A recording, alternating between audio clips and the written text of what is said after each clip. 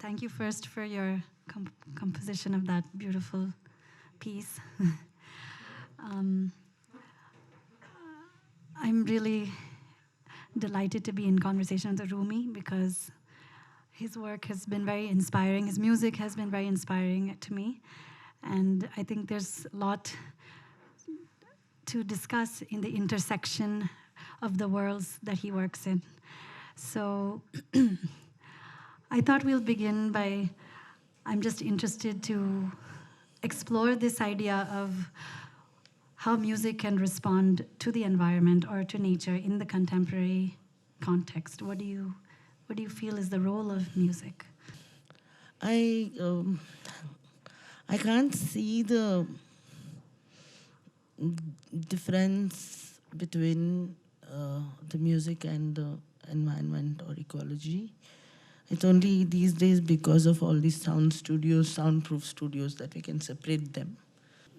I mean, so for me these days it has become extremely important to practice with the sea sound, the beach sound, or even if it means the traffic signal sound or some sound along with Tanpura for me. So I put a headphone of all these sounds and then keep one side ear away and then listen to the Tanpura and the pitch, and then I sing. Because I feel that somewhere this, while it's technologically important to separate the sounds to make it pure sound or whatever, but I feel it is part of the nature. So whether it comes from a scooter, whether it comes from a lorry or screeching or animals, wind, nature need not just be romanticized only with a certain kind of trees and leaves and the ruffles and all that.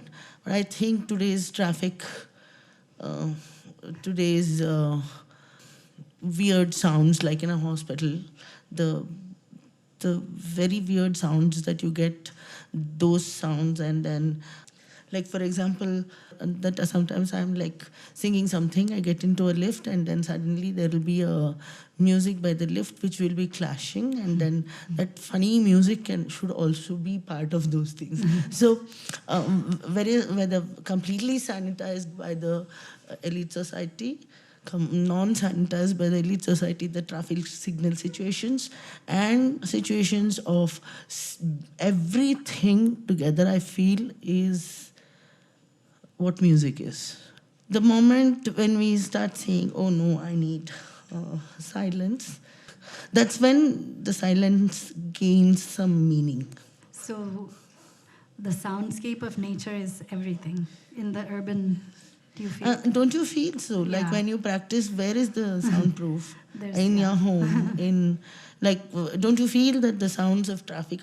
So while singing, you can also go out to that sound and come back. Haven't you ever done Yes, that? yes, You yeah. eventually do that when you are doing some practice which is very boring and which is very repetitive. You automatically go, your head, your brain goes out to that. Yeah. You do go and Yes. come back. So it's exactly like that. So how do you differentiate? Do you differentiate musical sound and these sounds, or do you think it's all music? Musical sound, non-musical sound. So I have unlearned and learned and unlearned and learned. I have unlearned and learned because um, I came from a very, uh, what do you say, traditional training of understanding what is musical sound and all that. At the same time, I unlearned to uh, say, make fun of the same tradition. Because, see, one is that this music in India, I think, sometimes gets confused between mythology and history. And so they start off somewhere with gods and goddesses and forget the actual history, which probably would have started with people. And then if you read Bhaskar Chandavarkar, or if you even talk to Rajiv Tarnath, or if you talk to there was another musician, uh, I forget the name, who would say that,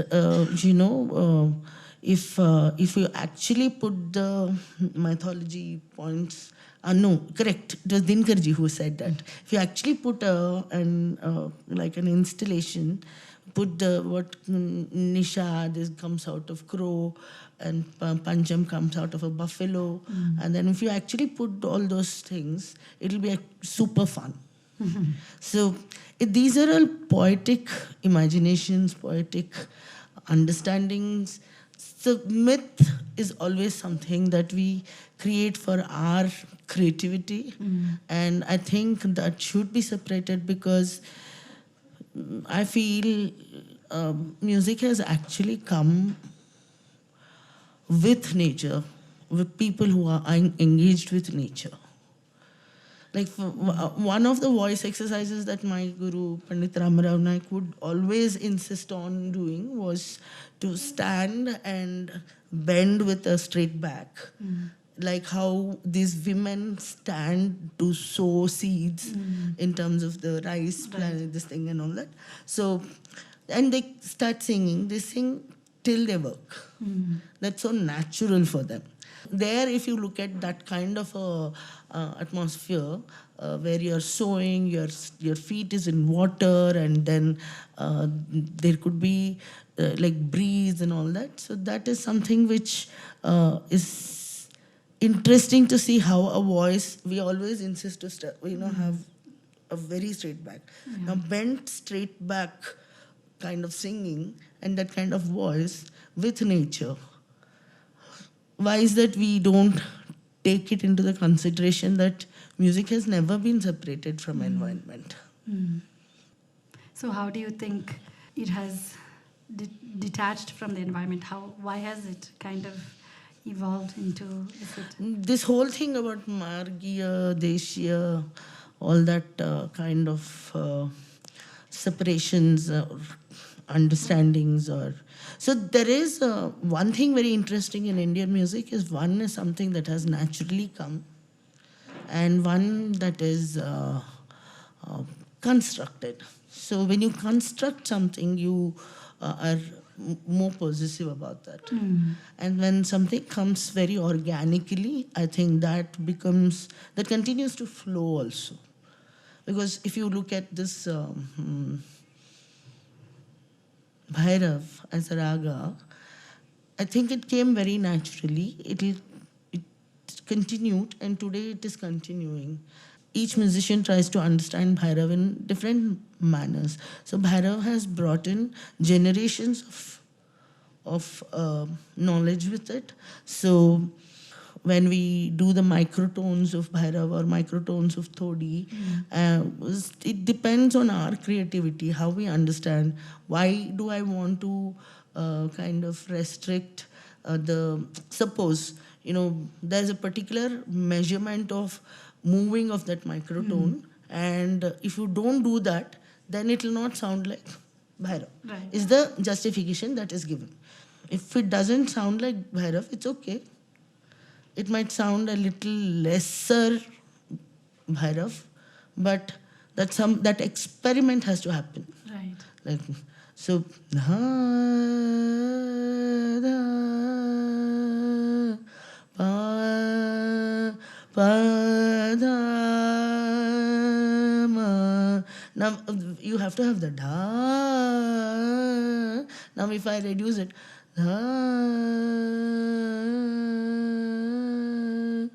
dha,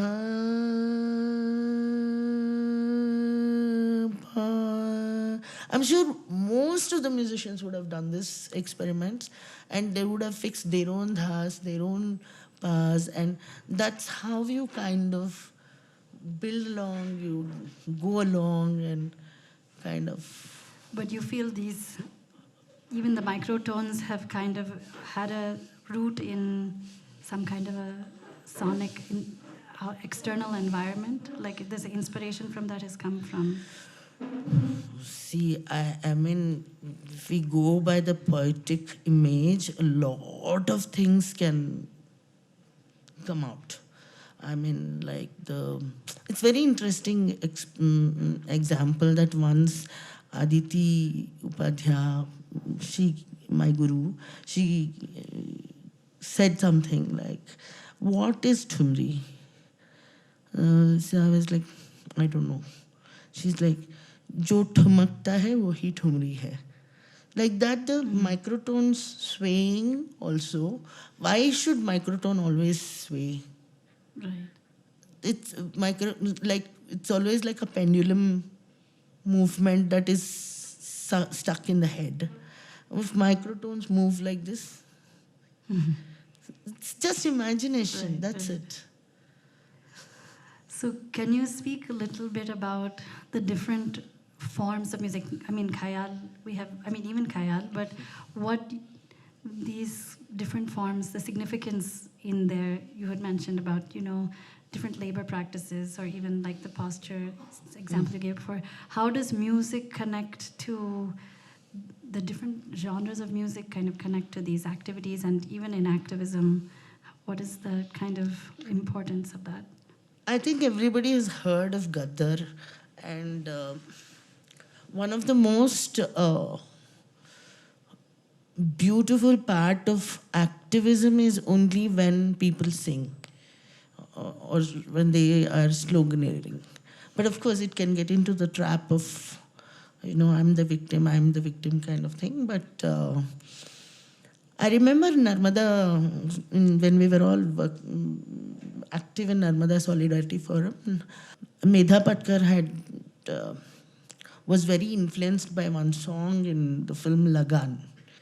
बार बार हाँ बोलो यार हाँ अपनी जीत ही something. So she wanted us to sing it. And she thought that exactly like that we'll march and then we will go. But at the same time, Narmada Valley, the whole thing brought us something very new. Like, there's some of the songs like Narmada ki ghati mein ab ladai jaye. I don't think there is no social movement that does not have songs.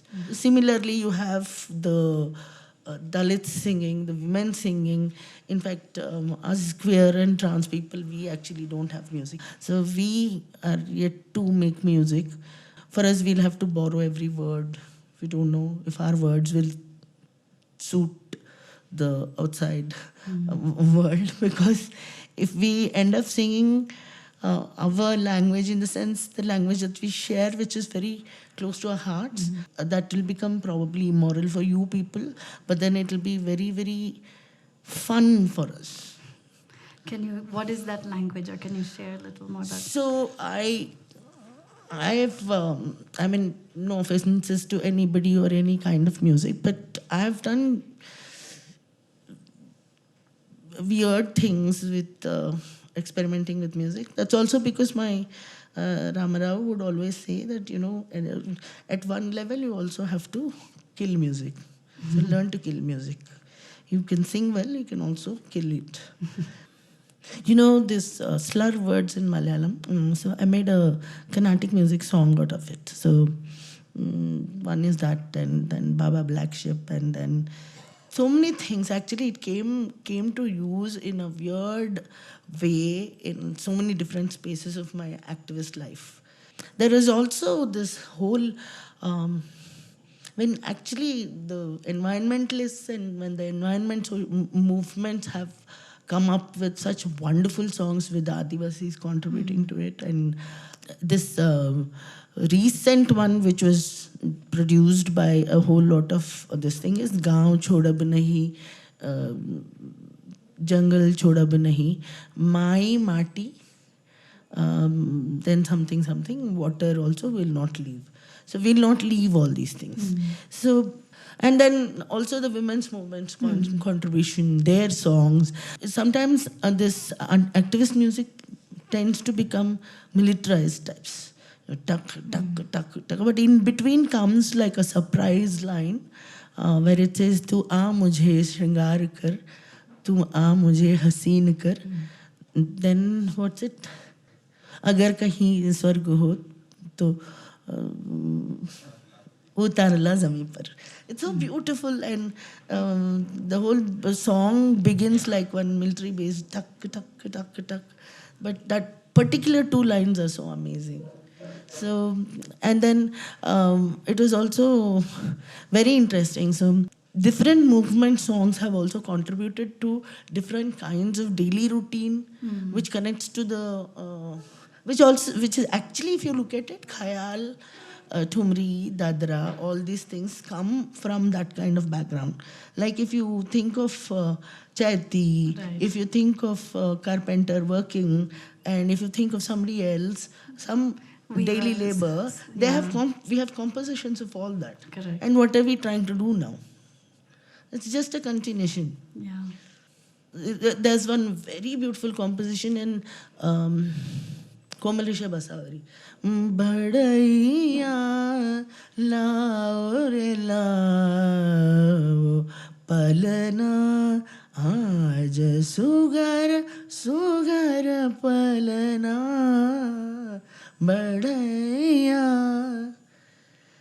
Then That is describing, you said, the Badhaiya is a carpenter. carpenter. Lavo re lavo, palana. Palana is a cradle.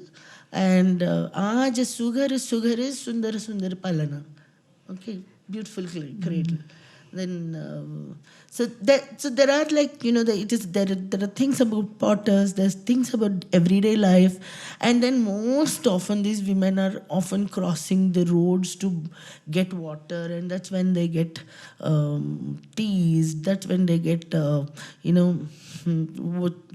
chedenge, and especially monkeys are very interested in shading them. So it's very beautiful to understand all those things.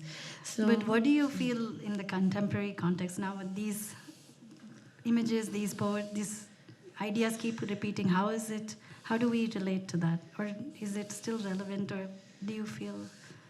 it's up to us to contemporize. If we haven't, then it's okay, I think.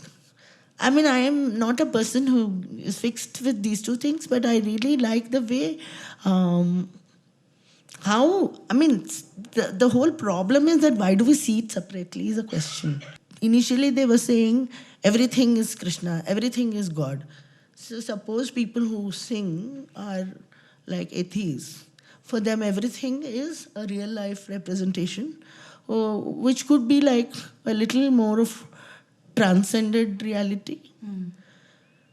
Like, for example, this very lesbian kind of Daiya Baat Du Bhar Bhai, which is super. Everybody have sung, everybody have loved it. Everybody, I mean, like, it's such a lovely composition. But I felt that it is so very. It talks about the female intimacy. And how beautifully they have described the monkey. Langurva, Bharanana Det, Ghagariya. Vihana Tore Sang Jaun Kaise. Like, well, I want to go on a stroll with you. What is this then? Beach mein thado, sada rang, uchakaiya. Uchakna is only with bandar or a langur. So look at those words, how beautifully they put it together. You think the existing material can be reimagined Yeah. in some way? Or because there's a lot of kind of question around how long will we sing about these themes, or even topics of nature. Right now they're descriptive, but what if we want to have something more urgent, like a call to action? Or will that fit in a context like Khayal? Khayal actually is very open. We should be thankful that we are singing Khayal. Had it been other compositions, I think we would have never made any progress. Like, for example, I have started singing something called as Khayal Extended. So what happens is that I begin with Khayal, and beach mein I just add contemporary 2-line, 4-line lyrics to it, which I feel is related. And then continue to sing Khayal, that's all. Will that make a difference to singing Khayal? You're still in the structure of Khayal, but you're adding, or you're abandoning structure. Sometimes. But like, the whole thing is that when you sing a Vilambit, you have to sing a Drut. When you sing of the same raga. When you sing a Thumri, you cannot, in the middle, ask the tabla person to stop saying, enough, I don't want tal, but I can sing. You know, these things I'm trying to do. So the Vilambit of this Komal Risha's Vasavari is Ali re Suna पिया के बात हम सो खरत घात. Is it not relevant? It is completely relevant. आलिरी सुनो पिया की बात हम सो करत घात. पतिया लिखत मुझसे छतिया धरत है. मेरी छाती को ऐसा फाड़ दिया है. सौतन को लियो है साथ. So, I mean, this is an expression, this is a feeling that we always undergo every day. We fall in love and then there's somebody else and then relationships shift, hearts break, right? So, with that, what I'm trying to do with the khayal is this. Aliri is friend here. Aliri हम सो करत है घात. Sorry, my voice is breaking. हम सो करत है घात. बेवजह करते रहे उम्मीद.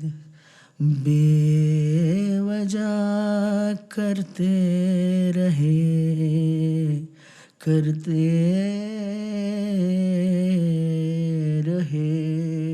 उम्मीद. इस वजह से हो गए शहीद. आलिरी आली आलिरी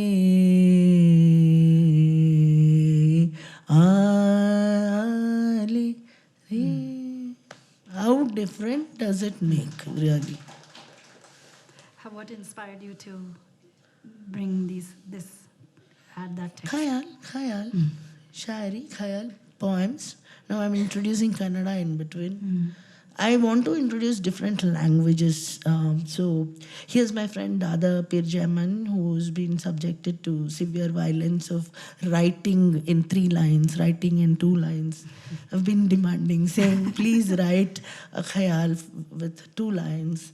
And he's done something really interesting for me. Just one part of it I'll sing. Not ಗಾಯದ ಗುರುತುಗಳಿವೆ.